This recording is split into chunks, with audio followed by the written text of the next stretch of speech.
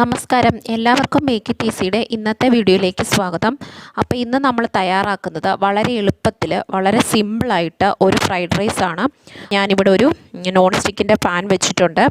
ഒരു table spoon നെയ്യ് ഒഴിച്ചു കൊടുക്കുകയാണ്. നിങ്ങൾക്ക് നെയ്യുടെ ഫ്ലേവർ ഇഷ്ടമില്ലെങ്കിൽ ബട്ടറോ അല്ലെങ്കിൽ വെജിറ്റബിൾ ഓയിലോ ഒഴിച്ചു കൊടുക്കാം. കോക്കനട്ട് ഓയിൽ മാത്രം ഒഴിക്കരുത്. ഫ്രൈഡ് റൈസിലേക്ക് എന്ത് വെജിറ്റബിൾസ് വേണമെങ്കിലും ചേർക്കാം.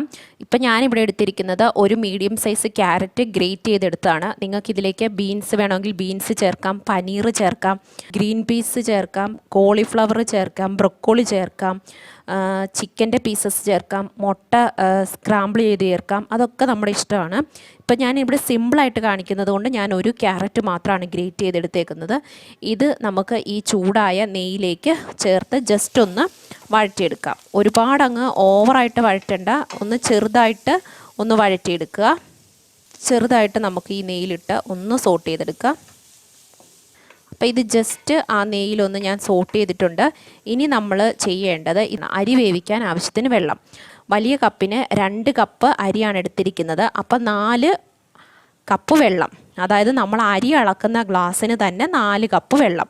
2 കപ്പ്, നിങ്ങൾ 1 കപ്പ് അരിയാണ് എടുക്കുന്നതെങ്കിൽ 2 കപ്പ് വെള്ളം, 2 കപ്പ് അരിയാണ് എടുക്കുന്നതെങ്കിൽ 4 കപ്പ് വെള്ളം, ഇരട്ടി വെള്ളം എടുക്കുക. അപ്പോൾ ഞാനിപ്പോൾ ഇവിടെ അളന്ന് വെച്ചിട്ടുണ്ട്. അത് ഞാൻ ഇതിലേക്ക് ചേർത്ത് കൊടുക്കുകയാണ്. നമുക്കിതിലേക്ക് ഒരു ഗ്രാമ്പു എടുത്തിട്ടുണ്ട്, അത് ചേർക്കുക. ഒരു ചെറിയ 2 ഏലക്ക എടുത്തിട്ടുണ്ട്, അത്, ഒരു ജാതിപത്രി എടുത്തിട്ടുണ്ട്, പിന്നെ ഒരു ചെറിയ കറുവപ്പട്ട. ഇത്രയും സാധനങ്ങളൊന്ന് ചേർത്ത് കൊടുത്തിട്ടുണ്ട്, സ്പൈസസ്. പിന്നെ നമുക്കിതിലേക്ക് ചേർക്കേണ്ടത് ആവശ്യത്തിന് ഉപ്പാണ്.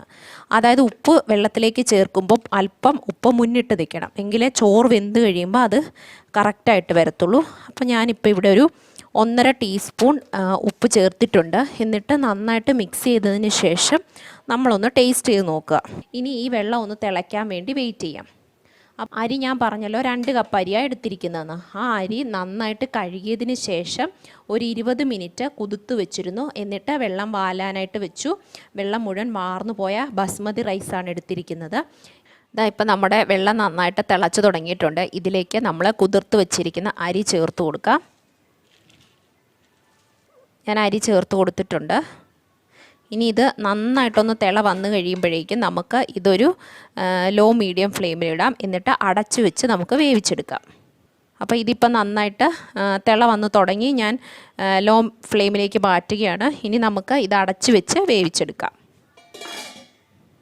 ഇതിപ്പോൾ നമ്മൾ അടച്ചു വെച്ച് വേവിക്കാൻ തുടങ്ങിയിട്ട് ഒരു 5 മിനിറ്റ് കഴിഞ്ഞു. ഇടയ്ക്ക് നിങ്ങളിതൊന്ന് തുറന്ന് നോക്കാൻ മറന്നു പോകരുത്. തുറന്ന് നോക്കിയിട്ട് ഒന്ന് ഇളക്കി കൊടുക്കുക. ഇതാ അപ്പോൾ കറക്റ്റ് 10 മിനിറ്റ് കഴിഞ്ഞിട്ടുണ്ട്. നമുക്കിതൊന്ന് തുറന്ന് നോക്കാം. ഞാൻ ഇടയ്ക്ക് തുറന്നൊന്ന് നോക്കി ഇളക്കുന്നുണ്ടായിരുന്നു. നിങ്ങളും അതേപോലെ ചെയ്യുക. അതാ നമ്മുടെ വെള്ളമെല്ലാം പറ്റി നമ്മുടെ ചോറ് നന്നായിട്ട് വെന്തിട്ടുണ്ട്. അങ്ങനെ അപ്പോൾ ഞാനിനി തീ ഓഫ് ചെയ്യണേ.